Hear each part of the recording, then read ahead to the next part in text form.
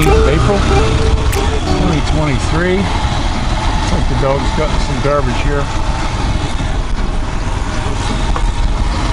There's our basketball court. Somebody left a comment on there, and I'm going to answer it. It's hard to answer it on the comments myself, but this court here, you rent these courts, and I have to admit, it was really dusty, and that's it. That's their business. I'm not saying I'm going to change it. I mean, if it really bothers me, I go sweep it myself. But last time I played, we went up early in the morning to play basketball before it got too hot, and we had to wait because the ladies were just done cleaning the floor and it was still wet. So we had to wait about 15 minutes to dry off real good, and then they let us play. And that's normal. Now the other thing he was saying, I was talking to the guards and seeing if they'll come by and help us out. The first guards we had, they change our guards about every 6 months, it seems. Same company, I believe, but different guards. And they used to do that. If there was heavy traffic, they would trot out there and stop the traffic so we could get out. And that stopped. I'd like to see it happen again. But think about this: no matter what country you're living in, and you're in a development like this, and there's only one way in and one way out, guys. And you got to sit there 10 to 15 minutes to get out because nobody will let you out. I'll tell you what, brother, if that doesn't bother you, I commend you. My hat is off to you because you got the patience of Job. I'm telling you the truth. So, and the traffic here, I see Filipinos getting tomato head when they're driving because people don't let you in, they cut you off, they do all kinds of stuff like that. That's a normal thing. I just let it go by. There's some days I've jumped in this tricycle and drove all the way up to the SNR in like 8 minutes. And sometimes just to get to the market here, the longest it took us was like 54 minutes. Just the nature of the beast. So I'm just warning you guys, if you're not into that, don't do it. But I knew a fella here when we were living in GMA, and that was only trafficy there because they were doing construction and widening the road. And then only at the early in the morning and late at night.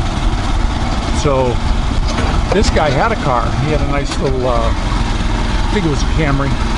And I saw him with the for sale sign. And I said, hey, what's up? He's, man, I just can't take driving here.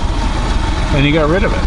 But I also look at somebody like, you get into areas like where Tim is. I've seen a lot of his walkabouts. Not too trafficy. My buddy Gary, where he's at, it's not too trafficy. Here, it's pretty rough. Traffic is just, I actually think it's better in Manila. Really something here. But Tim, when he wants a car, he just rents one. And I've said this before on a lot of vlogs. If you come here, I wouldn't just come here because you got money and buy a house right away. And, find a place that suits you. Move around, rent for a while. Get a car later because the one thing about the Philippines here that is probably the best in the world. May not be the newest and the flashiest and all that stuff, but the transportation system, anywhere you want to go, and you can go. Jeepneys, tricycles, vans, buses, boats. You want to go somewhere? No problem. You just jump on a boat and go. So, but another thing that really good, and I'll put a picture up on there, is clothing here, like for the kids. I was never one to want to spend a lot of money on clothes for the kids because they grow out of them. We just bought Dorothy shoes a few months ago and they're too tight for her now. We had to buy her some more. So they took her up to the market. She got her some nice jeans for like 250 pesos. They got the kids some nice shoes, and they're all growing. Kids grow fast. So the clothing prices here are, they're pretty good, especially if you go to the market. You can go to SNR and you can check them out. It's more high priced, and if you go to the markets, just watch for the quality. There's some of it's real cheap stuff, single threaded and pulling apart. Some of the best like shirts I've seen, and the ones I love the best are the ones made here in the Philippines. Now, when I was in the States, I could get them anywhere in California. So I think they export them most, but they're harder to find here. But the material is fantastic. They sew them up nice. They don't fade. You know, if you want to get some nice shirts, get the Filipino-made shirts. I've got some polo shirts and stuff that are made here in the Philippines. Fantastic. All your Cool Vent shirts are made here too, by the way.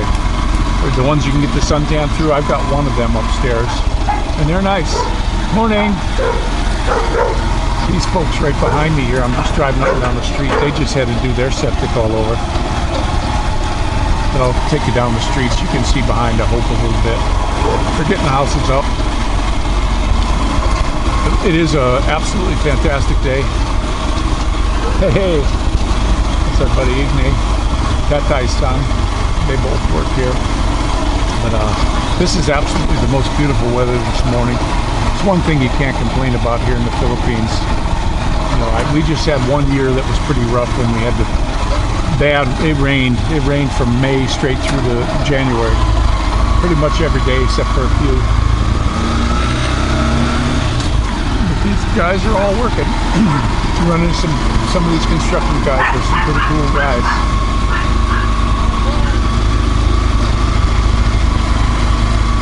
But yeah. This stuff that, you know, I'm just giving you guys a heads up on the things that go. Some people say I'm complaining, but I'm just giving you a heads up. You know, there's some things that are just, they're hard to take. But I understand things aren't the best in the U.S. now. You know, there's incidents of road rage, and there's a lot of stuff goes on there too that's trouble. You know, no place is perfect. And this place, you know, here when we first bought this place, there wasn't near the traffic. You know, that's something in the last year or so where the traffic just it got bad, and you know, that's a shame. But you know, it's the way it is. That's why we're planning on scooting. I'd like to get away from this because it's not, it's okay if it's every now and again, but a steady diet. You know, if we want to go up to my wife wants to go up to the market up here. I drop her off. She takes a jeepney, and she doesn't complain either, because driving up there, it's ridiculous. And myself, I don't like going to that market. You know, I'm to the point. She goes in where the clothes are, but and that's like a different building. But if you go into where the food is, it's like, I'm not too hot on wanting to shop there. I like to go down, if we can get out of the driveway here, and just head down to Padre Garcia. The market's nice, and then over, if you go past Wes's place and you head down to Batangas City, I did a vlog on it. They got a fantastic market down there, real clean, nice. Padre Garcia, their market is, they're building all kinds of new stuff. They're starting to get new stores in, and you can find some fantastic deals down there. You know, go to where the Filipinos shop, you know, and you know, a lot of these folks, you know, they don't make a ton of money, so you know, they need to get what they can afford. And if you come here, that's one of the things cheap. I don't think food's cheap. If you can get from like local growers, the little stands and the carts that you see out, you get some good deals. A lot of times when we shop, instead of going inside the market, like the other day, the kids and I did a little walk up there.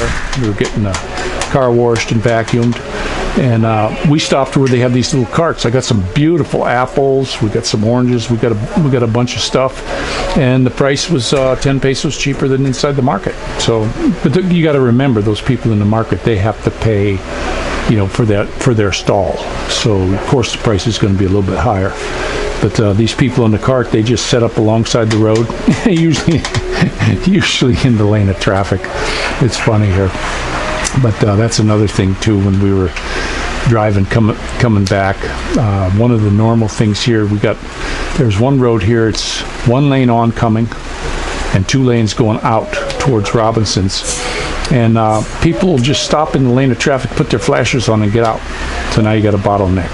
And that's a normal thing here. That's something that you just got to get used to and just say, okay, you know, it's the way it is. I always try to stay in the left lane because I know they're going to do it. And we have another street over here. When you're on the opposite end of the street by the hospital, there's a big sign that blocks off the road. It completely blocks the road off. and it has them turn. It says one way, and then up here by the Ultimark, there's a sign that says one way. And we've gone to make a right in there, and I got 2 lanes of traffic coming at me because they just go the wrong way.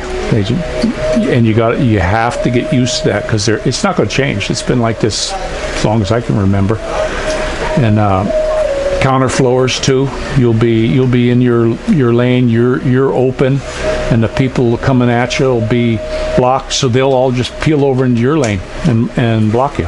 It happens daily. You know, you can ask Wes about that. It's just, he knows, he drives here, and it's just how it is. So when you come here, be ready for that. We're looking at moving more rural so that we can get away from this. That's one of the headaches that I'm not prepared to keep doing.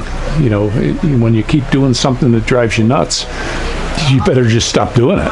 You know, like the doctor says, it hurts when I raise my arm. Well, quit raising your arm. Doc and me were talking about that the other day. He's got to get moving. He's still got some trouble from his fall. His hips hurting. His back. So don't forget to keep him in your prayers. And I'm going to go ahead and let you go. Don't forget to pray for each other. And this is Rick Shaw out.